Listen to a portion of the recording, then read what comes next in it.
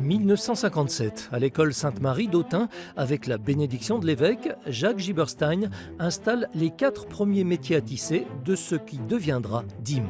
Une pièce, 4 ouvrières et un patron visionnaire. Né en 1916 à Varsovie, résistant durant la guerre, sauveur de dizaines de familles juives, Jacques Giberstein présidera jusqu'en 1976 à une exceptionnelle réussite industrielle. 40 ans plus tard, son fils, Daniel, a eu envie de raconter l'histoire de DIM et il a choisi de le faire à travers la parole de ceux qui y ont travaillé. Il m'a semblé que pour eux, c'était hier. Ils parlaient en détail de souvenirs qui leur semblaient tellement présents que j'ai senti que c'est vraiment une expérience qui avait marqué leur existence. Pour moi, mon aventure DIM, c'était l'aventure de ma vie.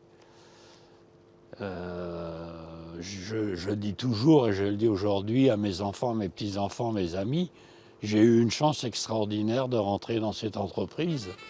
François Gross et Jacques Cabane font partie des anciens salariés qui témoignent dans le documentaire de Daniel Giberstein. Ils disent l'excitation qu'il y avait à participer à cette aventure, se souviennent de la révolution technique que fut le passage du bas au collant.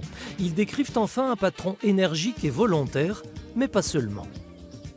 Il savait être reconnaissant.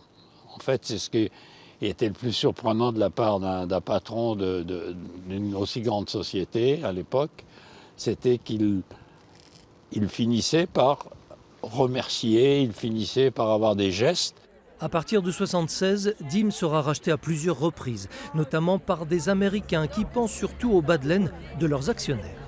Ce qui était plus dur, c'est la période de l'arrivée de Sara Lee, avec une autre gestion qui est entièrement axée sur le profit et la valorisation de l'action. DIM a compté jusqu'à 12 usines et 3500 salariés en Saône-et-Loire. La vie ne tient qu'à un fil. Le film de Daniel Giberstein retrace donc un pan important de mémoire industrielle.